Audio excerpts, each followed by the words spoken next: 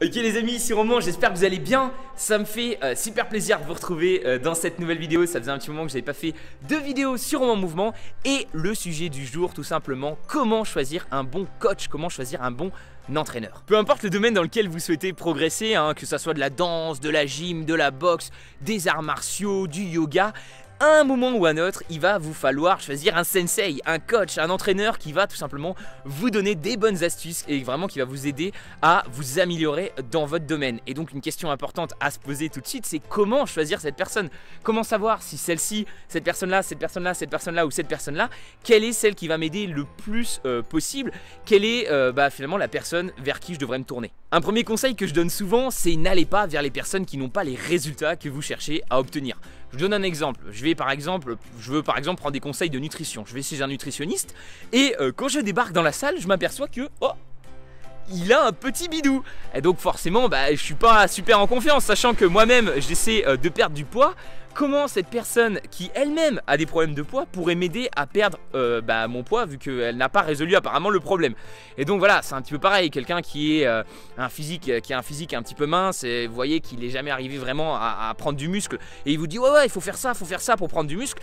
Forcément vous n'avez pas trop confiance puisque vous allez, le truc que vous allez souvent lui dire c'est mais regarde toi-même tu n'as pas les résultats. Donc voilà, ça c'est un premier conseil quand je te disais quelqu'un, mais ça c'est plus quand quelqu'un vous donne un conseil, essayez de regarder si déjà il a déjà les résultats que vous cherchez à obtenir. Voilà, si vous cherchez à devenir plus mince, écoutez les conseils de ceux qui sont déjà minces. Si vous cherchez à devenir plus musclé, écoutez les conseils de ceux qui sont déjà musclés. Si vous cherchez à devenir bon en gym, essayez d'écouter les conseils de ceux qui sont déjà bons en gym. Mais, et c'est là que beaucoup de personnes se trompent, il ne suffit pas d'être bon dans un domaine pour être capable de l'enseigner. Ce sont deux choses très différentes. Et c'est pas forcément Usain Bolt qui va vous apprendre le mieux à courir, c'est pas forcément Lorman Odou qui va vous apprendre le mieux à nager. Et c'est très important de comprendre ça, de séparer finalement le niveau de quelqu'un dans un sport et sa capacité à vous enseigner, à vous coacher, à vous aider dans ce sport. Et moi j'aimerais vous raconter une petite histoire que je viens de penser qui est très illustrative de tout ça. Tout simplement en première en terminale j'ai eu une prof de philo et quand elle est arrivée on nous a annoncé que c'était vraiment une bosse, elle avait le niveau extra en philo. Elle venait juste d'être diplômée et d'une grande école, enfin elle avait vraiment un niveau top en philo, elle avait fini vous savez major de promo. Donc on nous a annoncé voilà, préparez-vous à une superbe année en philo parce qu'elle est super forte. Et il s'est avéré que ça s'est très mal passé. Elle avait beaucoup de mal en fait à nous enseigner la philosophie alors qu'elle avait un très bon niveau de philo. Donc voilà, je pense que vous allez sûrement connecter avec cette histoire, je pense que ça vous est déjà arrivé. Vous savez ces profs qui sont très bons dans la technique, dans le savoir mais qui ont beaucoup de mal à l'enseigner. Au contraire, des fois on a des profs qui sont, bon on le voit tout de suite, ils sont pas super forts dans leur thématique, des fois on leur pose des questions et ils savent pas forcément répondre. Mais vous savez, ils ont ce goût de l'enseignement, ils ont la pêche, ils ont le sourire et ils motivent. Et c'est avec ces profs là qu'on apprend le plus. Je me suis rentré, il commençait sérieusement à cailler dehors.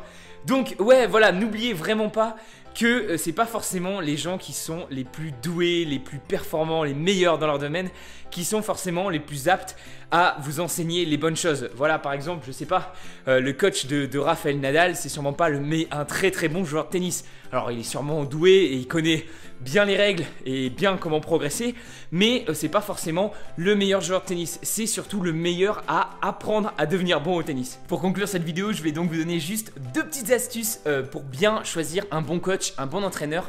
La première, ça va tout simplement être de regarder ses élèves. Regardez plutôt que de regarder finalement ses résultats qui sont pas, comme je vous l'ai dit, forcément le meilleur indicateur. Si c'est quelqu'un par exemple d'âgé, forcément un prof de gym qui est âgé, il aura peut-être un petit peu de bedaine, il sera peut-être pas forcément super fort sur les agrès. Mais regardez ses élèves, les gens qui coachent. Est-ce que les gens qui sont ses élèves, est-ce qu'ils ont du succès? Est-ce qu'ils y arrivent? Est-ce qu'ils progressent? Et vous allez vite voir que il n'y a pas de secret, les bons coachs, ils ont un tas d'élèves qui ont réussi. Parce que justement, ils ont les bons mots, ils ont la bonne motivation, ils connaissent, ils savent les choses techniques importantes. Donc voilà, pensez à vérifier si le coach ou la personne que vous souhaitez avoir en tant que prof a des bons résultats avec ses élèves. Et enfin, n'hésitez pas à regarder si ça colle avec vous. Évidemment, il y a plein de styles d'enseignement un petit peu différents. Il y a des gens qui sont, vous savez, il y a des profs qui sont un peu plus, ils vous engueulent. Il y a des profs qui sont un peu plus à la cool mais très compréhensifs. Je pense qu'un bon prof, c'est quelqu'un qui arrive vraiment à se mettre à la place de l'élève, qui arrive vraiment à l'écouter, à le comprendre et qui a déjà eu beaucoup d'expérience avec beaucoup d'élèves et du coup qui sait un petit peu quand est-ce que l'élève est en train juste de se sortir des excuses, quand est-ce qu'il faut vraiment prendre du repos, etc. Donc pas mal de choses comme ça. Donc n'hésitez pas à regarder les élèves et à tester différents profs et ça c'est super important. Je sais pas, par exemple vous souhaitez faire de la gym, n'hésitez pas à aller au maximum de gym possible dans votre ville.